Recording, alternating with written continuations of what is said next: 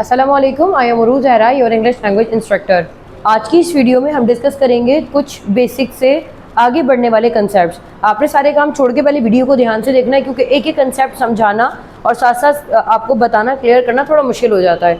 अगर एक भी पॉइंट आपके ध्यान से निकलता है, it means you will create some sort of the mistakes in present simple, progressive and non progressive verb. तो आइए इन्हें डिस्कस करते हैं। सबसे पहले यहाँ पर आपके पास एक टेंस मौजूद है जिसका नाम है present simple. Present simple already we have discussed. ऐसा टेंस होता है जिसमें आप रोज़ाना बोले जाने वाले जुमले कवर करते हैं। ये सेंटेंसेस सबसे ज़्यादा बोले जाते हैं जिनमें आपके पास एक पहचान होती है कि इन जुमलों के आखिर में आता है ता या फिर ता ती, ऐसे करके इनकी आखिरी पहचान होती है। इनको बताने का मतलब ये होता है कि आपके जहन में ये फ़र्क क्लियर रहे कि प्रेजेंट सिंपल का जुमला कभी भी इस टेंस की तरफ इशारा नहीं करता कि जहाँ पर काम हो रहा है जैसा लफ्ज़ आए। आपने हमेशा ये बात जहन में बिठानी होती है कि जिसमें काम होता है बस वही प्रेजेंट सिंपल है, चाहे वो काम रोज़ाना हो, हफ्ते में हो, महीने में या साल में। ऐसे बोले जाने वाले जुमले ज़िंदगी में सबसे ज़्यादा होते हैं और इनकी वेटेज भी सबसे ज़्यादा होती है। यहाँ पर हम बात करते हैं आई, वी, यू एंड दे। आई का मतलब होता है मैं, कभी कभी ये मुझे भी बन जाता है। वी हम, यू आप, दे वो लोग। तो वो लोग से मुराद दे पीपल नहीं होता, सिर्फ दे होता है। इसके बाद ही और शी। ही से मुराद कोई लड़का है और शी से मुराद कोई लड़की है। जब मैंने यहाँ पर कहा कि I, we, you, they, he, she, it भी होता है, लेकिन फिलहाल अभी आप इट को थोड़ी देर को साइड रखें क्योंकि अभी मैं बेसिक की बात कर रही हूँ। जब भी हमने इन टेंसेस की बात करनी है कि काम होता है, मिसाल के तौर पर मैं इस पेन से लिखती हूँ, मैं आपको समझाती हूँ, आप लोग मेरे वीडियोस को देखते हैं, पसंद करते हैं, लाइक करते हैं, कमेंट करते हैं, 4 काम तो आप एक ही वीडियो को लेकर कर देते हैं। तो इस तरह के सेंटेंसेस जो आप करते हैं, ये ज़रूरी नहीं है कि आप इस वक्त भी कर रहे हो, बस करते हैं, इस तरह के टेंस को हम प्रेजेंट सिंपल कहते हैं। और इसका एक ही रूल है, सब्जेक्ट के बाद डायरेक्टली वर्ब आता है। कोई भी हमारे पास इज एम आर करके चीज़ नहीं आती है। इज एम आर नहीं आता because is am are state verb होता है और यहाँ पर प्रेजेंट सिंपल हमारे एक्शन की बात करता है। कंपाइल का मतलब होता है बांधना। जैसे कि कुछ पर्चे हैं, कुछ नोट्स हैं, वो अलग अलग फॉर्म में बिखरे हुए हैं, उनको एक जगह पर बांधकर मुश्तमिल करना, इकट्ठा करना, इसको कंपाइल कहते हैं। फॉर एग्जाम्पल, मैं किताब को एक जगह पर बांधती हूँ, यानी एक जगह पर कंपाइल कर देती हूँ, आई कंपाइल द बुक। अब यही वी के लिए, यही यू के लिए और यही दे के लिए आएगा। बट ऑलवेज रिमेंबर, जब भी मैं बात करूँगी कि नहीं करती, ऐसे जुमले जिनमें मना होता है तो वहाँ पर डू नॉट आता है। मिसाल के तौर पर, हम दवाई खाते हैं, वी टेक मेडिसिन। मैंने कहा भाई नहीं खाते, वी डोंट टेक मेडिसिन। तो यहाँ इज एम आर की कोई ज़रूरत नहीं है, वी डोंट टेक मेडिसिन। इसके साथ ही हमने देखा कि वो लड़का किताब को बांधता है, ही कंपाइल्स द बुक। बिकॉज यहाँ पर वो लड़का है, किसी भी थर्ड पर्सन सिंगुलर की बात हो रही है, वो लड़का किताब बांधता है, ही कंपाइल्स द बुक। वो नहीं बांधती है, तो नहीं बांधता है, ही डज नॉट। इसी तरीके से शी के साथ हो जाएगा। अगर मैं आपसे यहाँ पर कहती हूँ कि कुछ चीज़ें होती हैं मेडिसिन और कुछ होती हैं आपको ताकत पहुँचाने वाली दवाएं, उनको कहते हैं सप्लीमेंट्स। बढ़ती हुई एज के लोगों को जो डॉक्टर कहते हैं कि आप विटामिन डी के कैप्सूल्स लें या विटामिन B12 के ले लें, या ऐसे करके जो होता है, इनको कहते हैं सप्लीमेंट्स। तो हर चीज़ दवा नहीं होती है। फॉर एग्जांपल, अगर आप कोई अपनी सेहत के लिए, इम्यून सिस्टम के लिए कोई दवा खा रहे हैं तो उसको सप्लीमेंट्स कहते हैं। For example, I take supplements to be healthy और टू रिमेन हेल्दी। यहाँ पर हमने क्या देखा कि भाई मैं कोई काम करती हूँ, मैंने कहा मैं कपड़े धोती हूँ, आई वॉश क्लोथ्स, बस सिंपल है, आई वॉश क्लोथ्स, कोई इज एम आर करके चीज़ नहीं है और ना यहाँ आई एन जी फॉर्म है।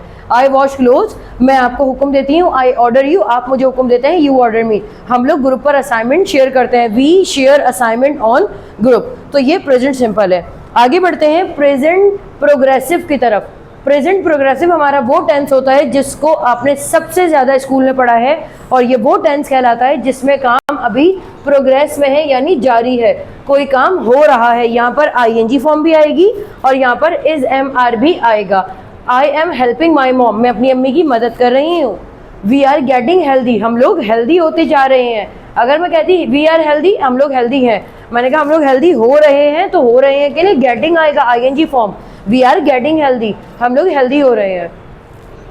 She is working on a project, वो लड़की प्रोजेक्ट पर काम कर रही है। She is working on a project, वो लड़की प्रोजेक्ट पर काम कर रही है। जब भी आपने नेगेटिव जुमले बनाने हैं तो always use not with I, we, you, they and he, she, it, सिर्फ नॉट आ जाएगा। मिसाल के तौर पर, हम लोग पंखा सही करते हैं, वी फिक्स द फैन करते हैं, हम पंखा सही कर रहे हैं, we are fixing the fan. अब यहाँ पर फिक्सिंग आ जाएगा क्योंकि कर रहे हैं, तो उर्दू के सेंटेंस में पहचानना आपने होता है कि करते हैं या कर रहे हैं, डिपेंड आपके ऊपर करता है। इसके बाद हमारे पास थर्ड एक तरीके टेंस आता है जिसको हम स्टेट कहते हैं।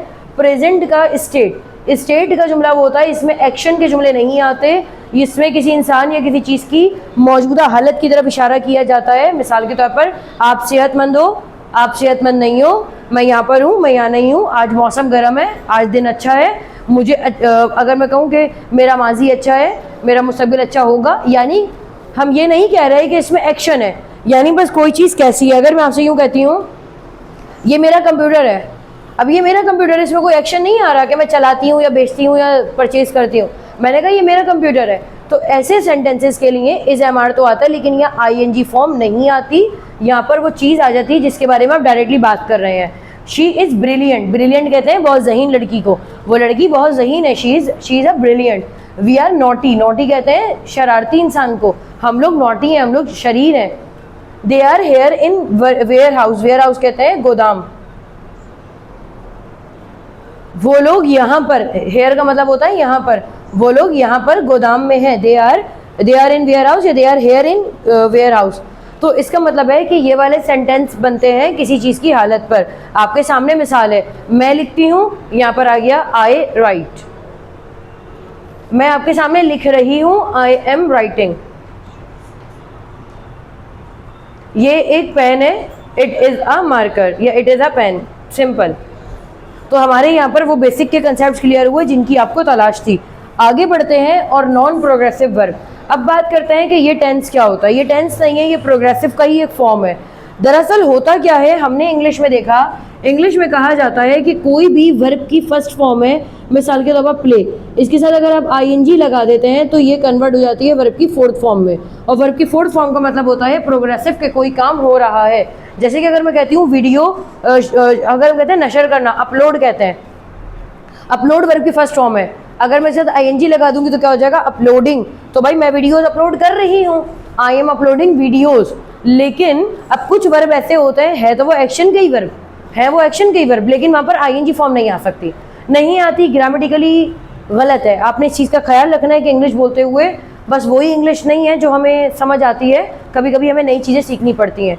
कुछ वर्ड ऐसे होते हैं, कुछ वर्ब ऐसे होते हैं तो वो एक्शन वर्ब, वो प्रेजेंट सिंपल में इस्तेमाल भी होते हैं, but we can not use ING form with them. वो कौन कौन से हैं आइए देखते हैं। इनका ताल्लुक है आपके अपने सेंसेस से या आपकी पर्सनल चॉइस से। मोहब्बत करना, किसी चीज़ से बहुत मोहब्बत करना। अगर कोई इंसान है, उन्हें हॉरर मूवीज़ देखना बहुत पसंद है, तो इसको कहते हैं लव। पसंद करना लाइक, हेट नफरत करना, डिसलाइक नापसंद करना, वांट चाहना, नीड ज़रूरत होना। अगर मैं आपसे कहती हूँ कि मैं इंग्लिश को पसंद करती हूँ, तो क्या होगा, करती हूँ, आई लव इंग्लिश। लेकिन अगर मुझे कहना हो कि मैं इंग्लिश को पसंद कर रही हूँ, फिर भी यहाँ पर आई एम लविंग नहीं आएगा, नहीं आएगा। हमें क्या कह सकते हैं हम, या तो आप आई लव इंग्लिश ही कहें, प्रेजेंट प्रोग्रेसिव में भी ये लोग इसी में ही कन्वर्ट हो जाते हैं, वरना आप क्या कह सकते हैं, आई कैन लव इंग्लिश। अगर आपने फिर भी कहना है तो कैन का इस्तेमाल करेंगे, अदरवाइज आप इज MR का इन वर्ड के साथ इस्तेमाल नहीं करेंगे। कौन कौन से, एक एक सीरीज में याद रखिएगा। जहाँ पर लव्स आपकी पसंद का आता है, बहुत पसंद का लव, उसके ऑपोजिट हेट, थोड़ा सा कम दर्जे का पसंद लाइक, बहुत ज़्यादा नापसंद डिसलाइक, वांट चाहना, नीड तरजीह ज़रूरत देना। अगर मैं कहूँ कि मुझे पैसों की ज़रूरत है, तो हम क्या कहते हैं, आई नीड मनी।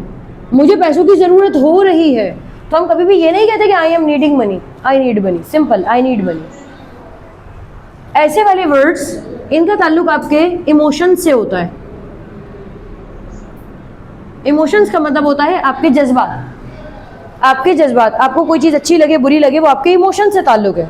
तो इमोशंस वाले जो वर्ड्स होते हैं, यानी वर्ड्स होते हैं, इनके साथ आपकी ING फॉर्म नहीं आएगी, और बोर्ड पर तवज्जो दीजिए। यहाँ पर सेकंड कैटेगरी आती है imagine, suppose, recognise, think, prefer and realise. समझे भली मेरी बात। इमेजिन का मतलब होता है किसी चीज़ के बारे में आप वहाँ मौजूद नहीं है, मैंने कहा कि मेरा घर ऐसा है, आप घर में एंटर होंगे ऐसे करके, यहाँ पर एक कमरा आ जाएगा, उसके बराबर में ऐसे आ जाएगा, आप वहाँ नहीं गए, पर मैं आपको बता रही हूँ, तसव्वुर करो किसी चीज़ के बारे में, दैट्स कॉल्ड इमेजिन। सपोज कहते हैं थोड़ी देर को मान लो ना, मान लो थोड़ी देर को, मान लो, मैंने कहा कि ठीक है, ऐसा नहीं होता। अगर मैं थी, मैंने वहाँ पर बर्दाश्त नहीं किया, मतलब मिसाल के तौर पर मेरी किसी से लड़ाई हो गई, आपने कहा कि तुम बर्दाश्त कर लेती, मैं कहूँगी कि तुम खुद को मेरी जगह रखकर मानो, सपोज करो। तो किसी इंसान को मैंने कहा कि तुम मेरी जगह आ जाओ, यानी रखकर मानो, दैट्स कॉल्ड सपोज। रिकॉग्नाइज, किसी को पहचानना, किसी को पहचानना, मतलब पहचानने का मतलब होता है एक तो अंदरूनी पहचानना। मैंने किसी इंसान को देखा और मैं उसे जानती हूँ, वो तो नो होता है। मैंने एक बार देखा और मुझे लग रहा है मैंने इसको कहीं देखा है, और मैं इसको थोड़ी देर बाद पहचान गई, दैट्स कॉल्ड रिकॉग्नाइज। मैं इसको पहचान गई, रिकॉग्नाइज। मैंने किसी से दोस्ती की, मुझे 3-4 दिन बाद पता चल गया नेगेटिव वाइब्स आ रही हैं इसके अंदर, तो मैं क्या कर गई, उसको रिकॉग्नाइज कर गई, बंदा सही नहीं है, दैट्स कॉल्ड रिकॉग्नाइज। थिंक, सोचना, प्रेफर, तरजीह देना। मैं फिजिकल क्लासेस को ज़्यादा तरजीह देती हूँ ऑनलाइन के मुकाबले में, तो मैं क्या कहूँगी, I prefer physical classes over the online classes. तो यहाँ पर मैंने फिजिकल क्लासेस की बात की। रियलाइज का मतलब होता है एहसास होना। मैंने आपको बुरी तरीके से डांट दिया, बाद में मुझे एहसास हुआ मैंने गलत डांटा था, दैट इज कॉल्ड रियलाइज। इनका ताल्लुक होता है आपके मेंटल्स इमोशन से, मेंटल इमोशंस। एक आपके इमोशंस है और एक होता है आपका जहन। जहन में जो चीज़ है, किसी को पहचानना, जानना, तरजीह देना, नहीं देना, ये सब आपके मेंटल स्टेट है। और इसके बाद कुछ अलग से वर्ब होते हैं। स्मेल, स्मेल का मतलब होता है सूंघना। टेस्ट का मतलब होता है चखना। अंडरस्टैंड, समझना। फील, महसूस करना। टच, छूना। नो, जानना।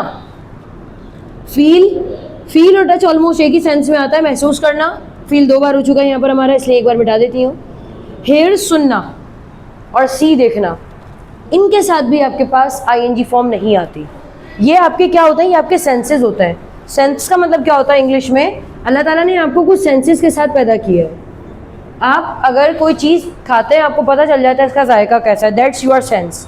लेकिन कुछ लोग ऐसे, उन्हें जायका नहीं होता। जैसे कि मैंने सुना है कि जिनको हायर ब्लड प्रेशर होता है तो उनकी ज़बान हमेशा कड़वी रहती है, उन्हें एहसास नहीं होता कि वो अच्छी चीज़ खा रहे हैं या बुरी। तो उनके पास अभी ये वाला सेंस क्या होगा, ख़त्म हो गया। तो ये आपके सेंसेस हैं, ऑल आपके सेंसेस हैं, इसलिए इनके साथ आईएनजी फॉर्म नहीं आती। तो आपने क्या करना है, या तो इनके साथ प्रेजेंट सिंपल लगाना है या फिर आप सिंपल कैन लगा देंगे। I hope you got my lesson. Still if there is any confusion, ask me in a comment section and I will reply you back. इसके साथ ही मुझे इजाज़त दें, आपसे फिर मुलाकात होगी एक नई वीडियो में। अपना ख्याल रखिएगा। अल्लाह हाफ़िज़।